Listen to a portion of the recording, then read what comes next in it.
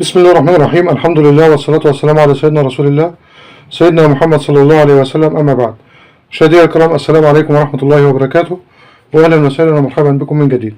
النهارده إن شاء الله معانا موتور الغسالة القديمة بتاعت زمان.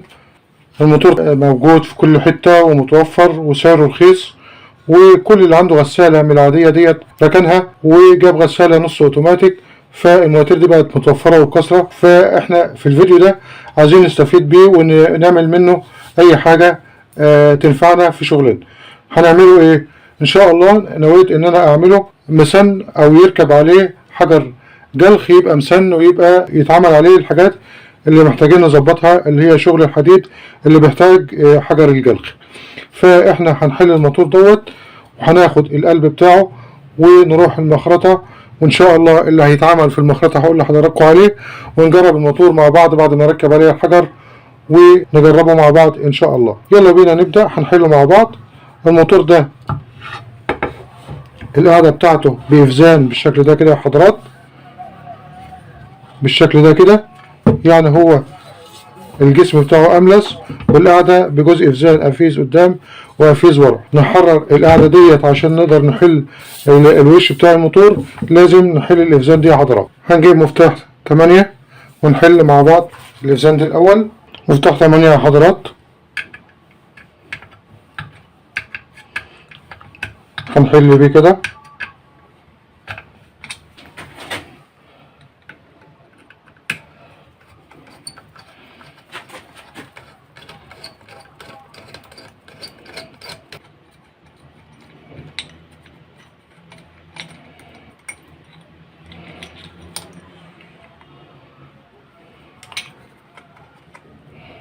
بالشكل ده كده يا حضرات. وبعدين نحل الأفيز التاني بنفس الطريقة. طبعا بعد ما نحل الموتور لو لقيناه محتاج يغير بلي أو في أي تظبيطات نظبطه بقى، علشان إيه يتقفل مرة واحدة وخلاص، ما يقعدش نفكه كل شوية وبعدين يعذب فينا ويغلبنا. ما دام اتفك يبقى إيه أي صيانة فيه نعملها بالمرة وهو مفكوك. لو لسه ما اشتركتش في قناتي لغاية دلوقتي، اشترك، شرف لينا انضمامك لأسرتنا المتواضعة. لو عندك أي سؤال اكتبه في التعليقات. المفروض دعم حضرتك بتقدمه لمحتوى أنت بتحبه، علشان الفيديوهات اللي حضرتك بتحبها تظهر ليك مجرد دخولك على صفحة اليوتيوب الرئيسية. ده بيكون باللايك والشير للمحتوى اللي حضرتك بتحبه. دايما اليوتيوب بيهتم بيه ويهتم انه يظهره لحضرتك. هنسيب دي على جنب كده. نبدأ بقى نحرر القاعدة بتاعته بالشكل ده كده يا حضرات. طلعت معانا اهيت. بقى الموتور معانا بالشكل ده. هنبدأ نحل المسامير دي يا حضرات، بس قبل ما نحلها هنعمل حاجة، وهي ان انا هعلم على المسامير علامة علشان لما اجي اجمع الموتور يتجمع على وضعه الاصلي.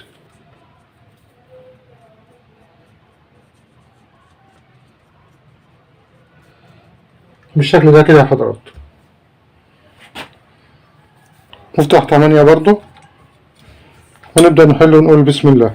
احيانا بتيجي تحل المسمار بيلف معاك على حاله، فانت محتاج مفتاحين 8 او مفتاح وبيبة علشان تمسك راس المسمار وتقدر تحل من الناحية التانية بالشكل ده كده.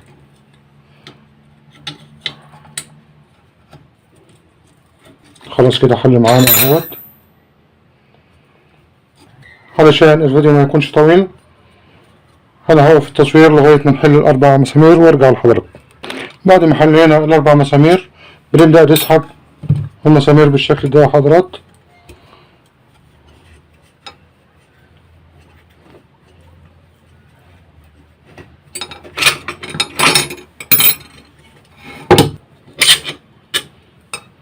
من غير ده لازم نسحبه بالراحة كده، هيطلع معانا مفيش مشكلة ان شاء الله. اهو طلع معانا اهوت. بعد كده بنفك عادة وهنبدأ ندق على الوش ده علشان نحرره من الجسم نفسه.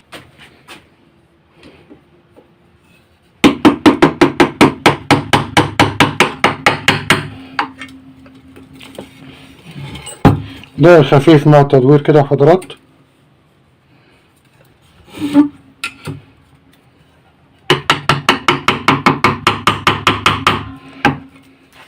اهو طلع معايا اهوت.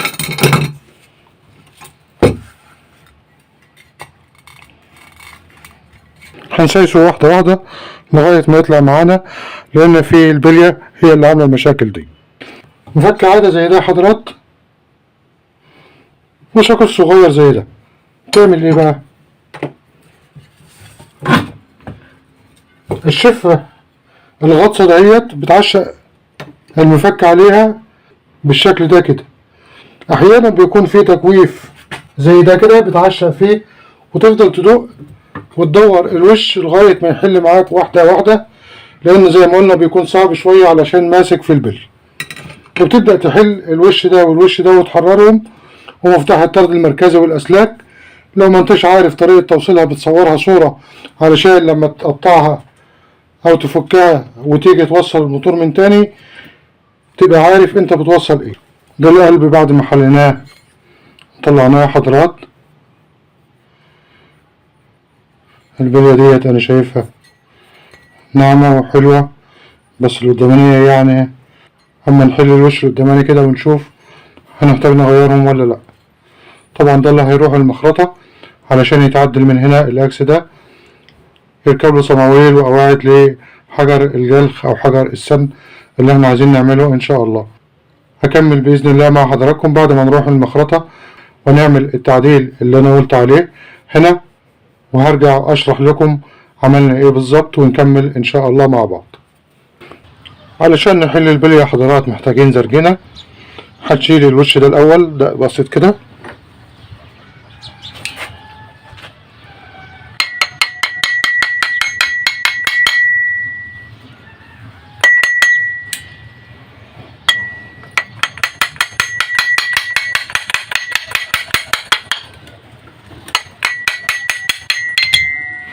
طلع معانا اهوت.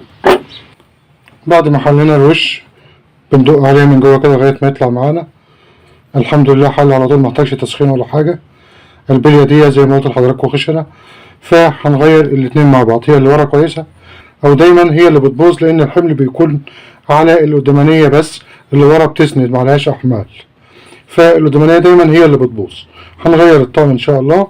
ده من هنا فكيناه وننضف القلب دوت كده، ونروح ان شاء الله المخرطة زي ما قلت لحضراتكم علشان نعمل التعديل، علشان يركب القالب عليه بتاع الجلخ او السن، ما يكونش فيه رفة، ما يكونش فيه اهتزاز ولا اي حاجة من دي.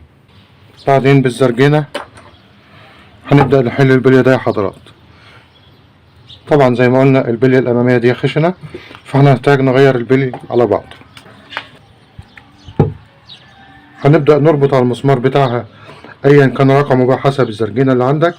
كل ما نربط كده هتبدأ تسحب البلية لفوق وتحلها.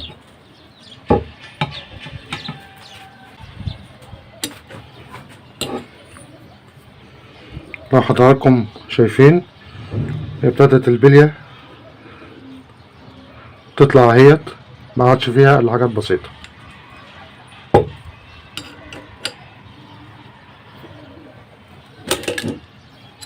خلاص كده طلعت البلية معانا، وهنحل البلية التانية بنفس الشكل، بس البلية التانية محتاجة زرجينة أكبر، هجيب لها زرجينة وأحلها. بعد ما حلينا البليتين يا حضرات هننضف مكانهم بقطعة قماش بالبنزين. طبعا ممنوع الدق، ممنوع الصنفرة، ممنوع أي حاجة من ديت مكان البلي ده. تنظيف بس بقطعة قماش بالبنزين كده.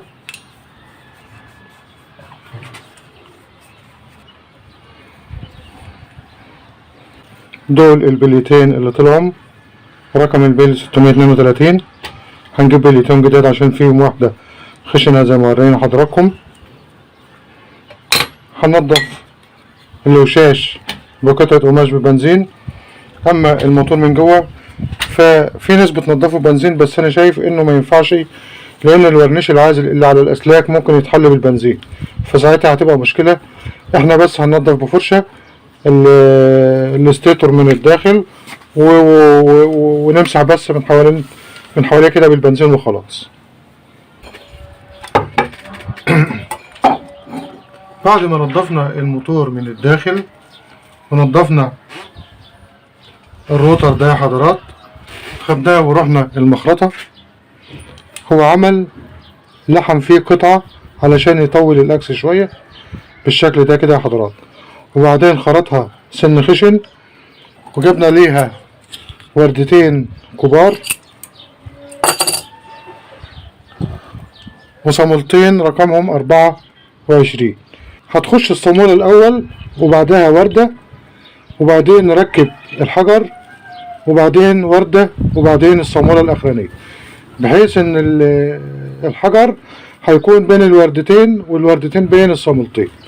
جبنا بليتين جداد نفس الرقم، وتخلي بالك وانت بتشتري البلي تخليه يقيسه بالميكرومتر، لانه انا جبتهم وطلع المقاس غلط، واتضح ان العلبة مكتوب عليها حاجة والمقاس اللي جوه حاجة تانية خالص. فانت خد بلي قديمة معاك، لما تحب تغير البلي خليه يقيسها من الداخل والخارج بالميكرومتر، ويجيب لك واحدة او اتنين زيها. طبعا انا كان عندي واحدة بايظة، لكن انا فضلت اغير الاتنين مع بعض علشان يبقى الوضع احسن وافضل. هنعمل ايه دلوقتي؟ هننضف الابلتين اللي في المفتاح الاوتوماتيك ده عشان يكون توصيله كويس، وده هيكون بحته صنفره ناعمه زي دي يا حضرات. هنتنيها كده ونمررها بين النقطتين بتوع الابلتين، نقاط التوصيل، كم مره كده لغايه ما يشيل الاكسده او الكربونه اللي عليها علشان يوصل كويس. نقطتين التوصيل اهمت يا حضرات.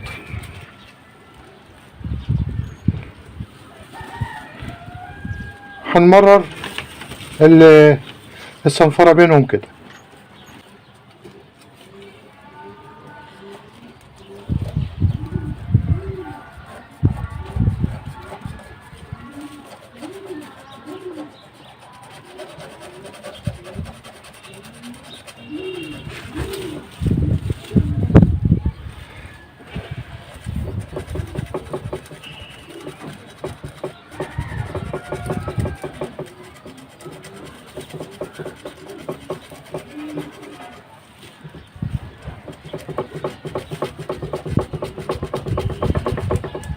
بالشكل ده يا حضرات.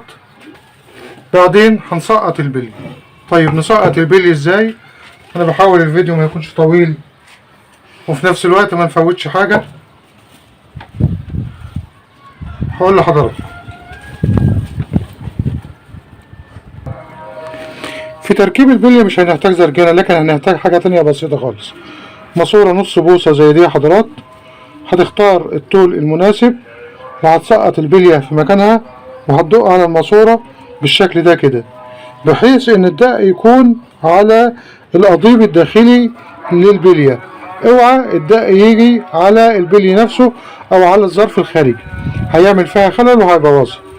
الحمل والدق كله هيكون على القضيب الداخلي بالشكل ده كده. هي ماسكة عليها اهيت، وهتدق عليها بالراحة لغاية ما تبات في المكان المخصص ليه.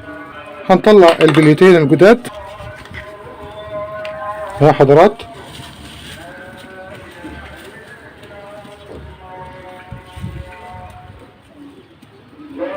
ده بلي روماني، الاتنين عاملين 70 جنيه. دي البلية التانية.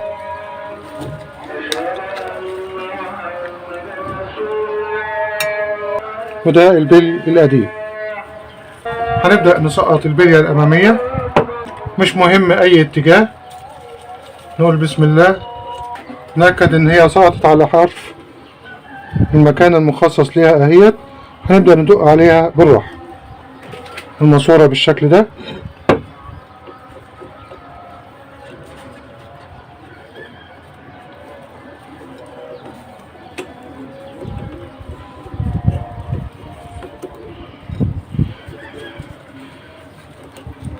الماسورة القلب بتاعها ضيق، هنجيب ماسورة نص بوصة من اللي هي النوع الأخضر، هيكون معانا كويس إن شاء الله. بتخش عادي اهيت، وهتمسك على البلية وهتسقطها. طبعا دي رخام، بعتذر لحضراتكم مش هعرف أدق عليها. البلية سقطت مكانها اهي حضرات على الآخر اهيت، وبقت تمام التمام. هنسقط البلية اللي وراها بنفس الطريقة. ادي البلية التانية سقطناها اهيت وبقت في مكانها بشكل طبيعي. بعد كده هنبدأ نجمع الموتور مع بعض زي ما حليناه واحدة واحدة كده. بعد ما ربطنا الكلاتش بالمسمارين دولت في الوش، هنبدأ اهو ادي مسمار وده مسمار، هنبدأ نسقط الروتر. هنجيب الريش دي مهمة جدا بتاعة البلية الخلفية، وبعدين نسقطها بالشكل ده.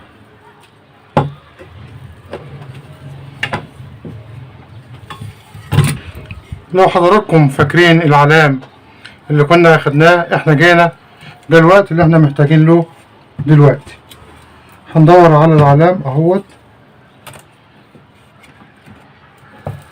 اهو العلامة اهو يا حضرات بالشكل ده كده، دقة خفيفة على الاكس علشان البلية الخلفية تسقط بس كده،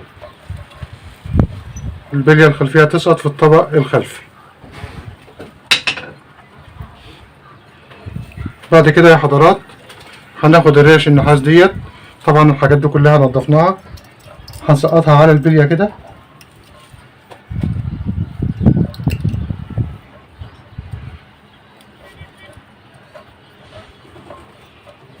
بالشكل ده كده، وبعدين هننزل بالطبق مع مراعاة العلام اللي علمناه واحنا بنحل. ويا حضرات العلام اهوت،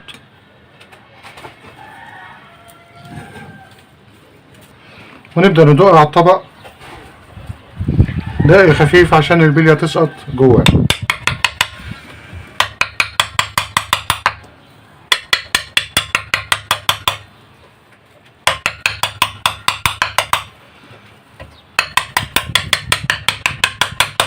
الدق يكون بشكل دائري،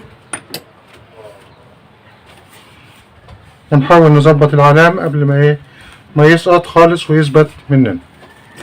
نجرب مسمار من المسامير كده تجربة بس.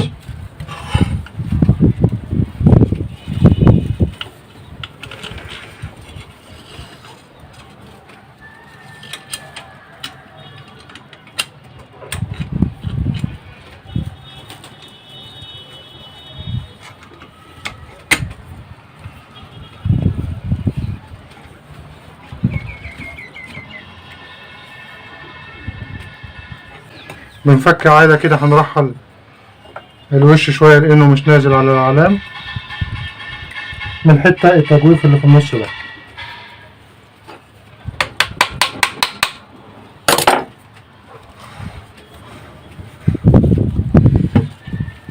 لسه كمان سنة.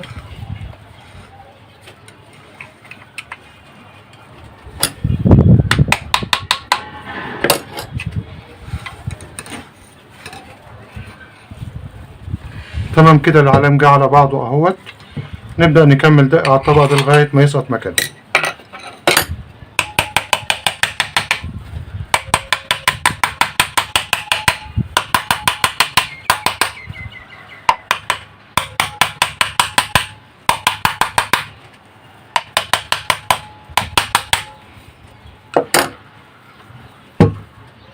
تمام كده، هنبدأ نشبط المسامير.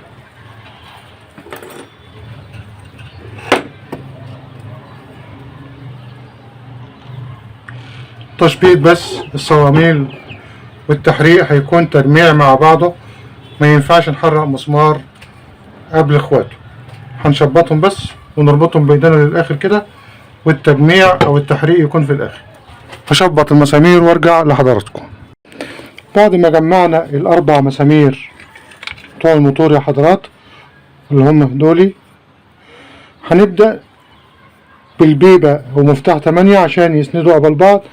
نجمع يعني نحرق بس على المسامير كلها مع بعضها واحدة واحدة، يعني اخد على كل مسمار لفة عشان الطبق يطبق مع الطبق والبلي اللي تحت بالشكل ده كده يا حضرات. يعني انا همسك الصامولة من هنا كده،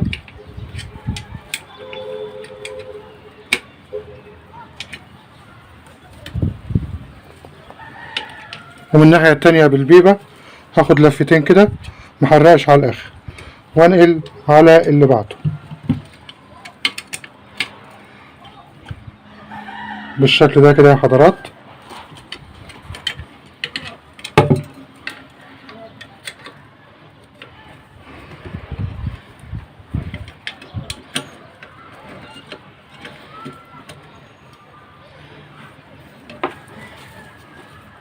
المسمار ده كان مهوى خالص، وناخد على الرابع لفة، وبعدين بقى ناخد اللي قباله عكس عكاس.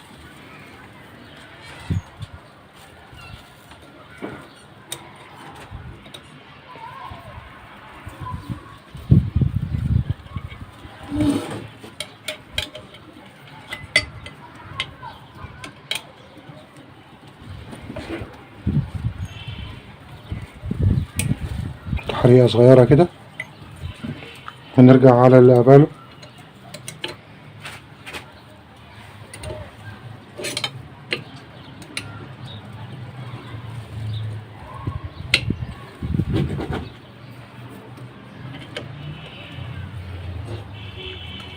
تحريقة صغيرة برضو، ناخد اللي فوق تحريقة صغيرة، ناخد اللي قباله،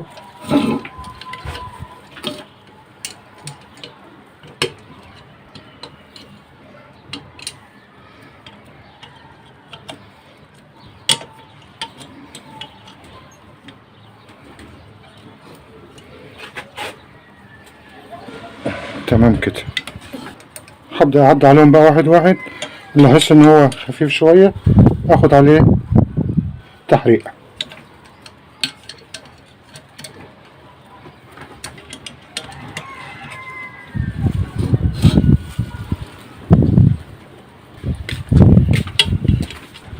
خلاص كده يا حضرات، تقريبا جمعنا الموتور. فاضل لنا القطعة اللي ورا هنربط مساميرها،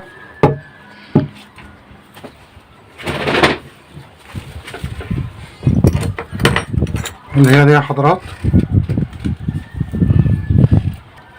هنفوت السلك من خلالها كده،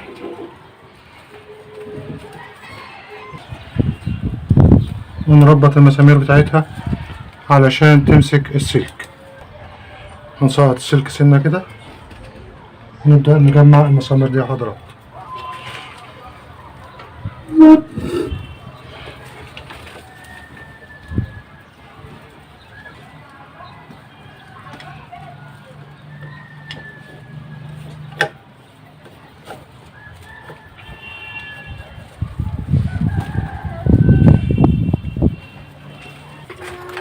خلاص كده جمعنا الموتور، فاضل لنا نجربه على الكهرباء.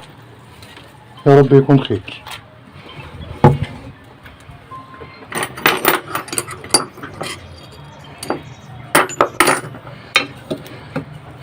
حاجة تمسكه بس عشان ما يلفش.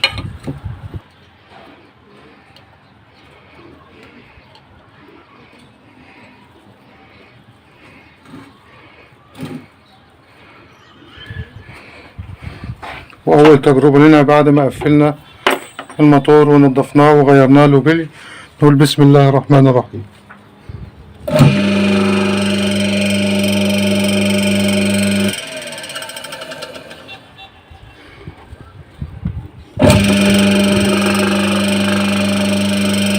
تمام يا حضرات، الموتور شغال زي الفل.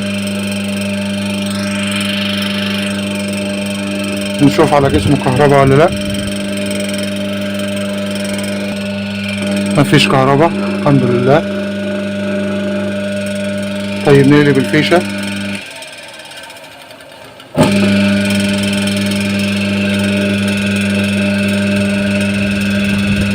مفيش كهرباء.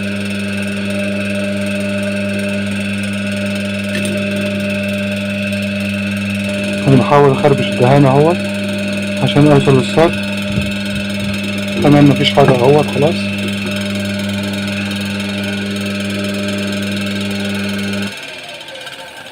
تمام كده الحمد لله. في حاجة هنا بقى يا حضرات، الموتور بيلف شمال، يعني بيلف بالشكل ده كده. لازم مادام الموتور بيلف شمال لازم الصماويل اللي بتربط على الحجر لازم تكون بتربط يمين عكس ناحية الدوران، علشان لما تحمل عليه يربط اكتر ما يحلش. فلو كان الموتور عندك حابب تشغله يمين يبقى لازم السن وهو بيتخرط تقول الخراط يخرطه لك شمال، ان هو يربط شمال. المهم يكون الموتور عكس الدوران. طيب هنجمع بقى الحجر زي ما قلنا لحضراتكم ونشوف ان شاء الله يكون خير. قبل تجميع الحجر هنربط الإفزان والقاعدة اللي بتثبت الموتور. القاعدة اللي هي دي يا حضرات،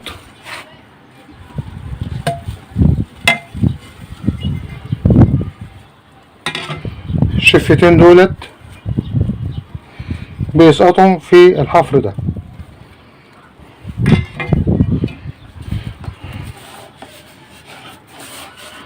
واحنا بنسقطه نخلي التهوية بتاعته ديت نخليها لتحت عشان ما تلمش أتربة أو أوساخ بالشكل ده كده.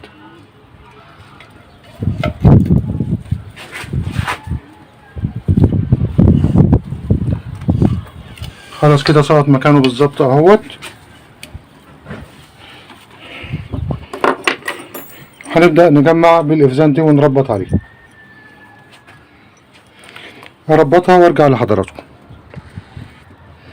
خلاص بعد ما ربطنا الإفزان هوب مفتاح 8 يمسك الصامولة ونفك صليبة بيربط معاك على طول، وله شفتين بتعلقوا هنا كده وانتهى الموضوع. تعالوا بقى نجمع الحجر مع بعض. ده الحجر يا حضرات اسمه حجر فدية.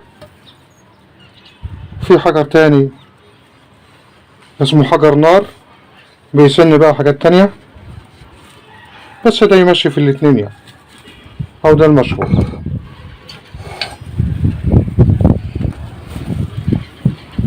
هنركب وردة من الورد الكبيرة ديت. هنركب صامولة الأول آسف.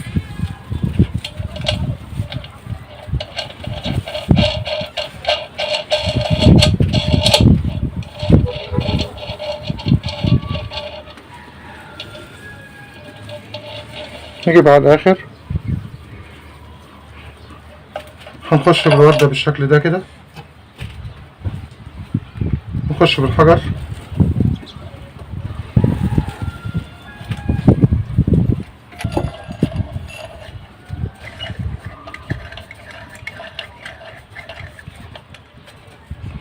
خلاص كده. بعدين الوردة التانية والصامولة التانية.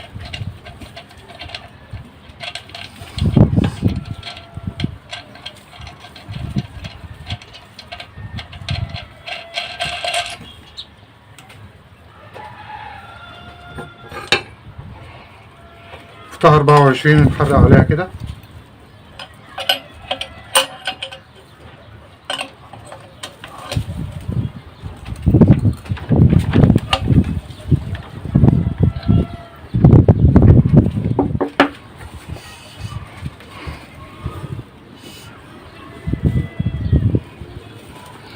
هنوصل الكهرباء من تاني ونقول بسم الله.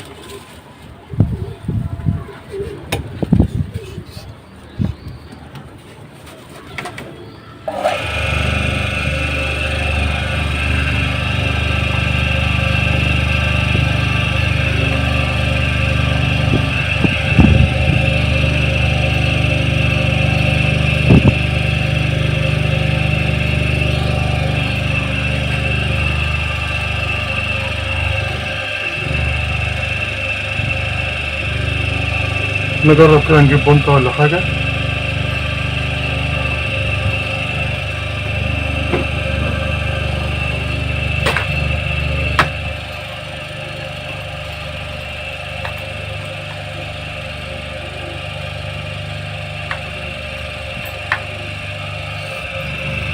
طبعا هو بيزحف عشان على الرخامة. نقول بسم الله.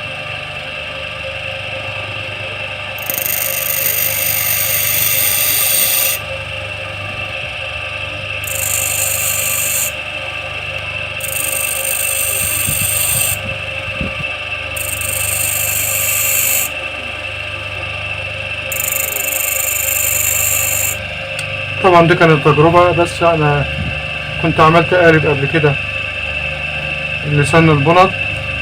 ان شاء الله هسيب لكم لينك قائمة تشغيل الحاجات اللي لها علاقة بالموتور اللي معانا والشغل دوت، هسيبها لكم ان شاء الله في صندوق الوصف اسفل هذا الفيديو. وبالشكل ده نكون وصلنا لنهاية الفيديو. لو عجبك الفيديو ادعمنا بلايك وكومنت وشير، ولو عندك اي تعليق اكتبه لنا اسفل هذا الفيديو.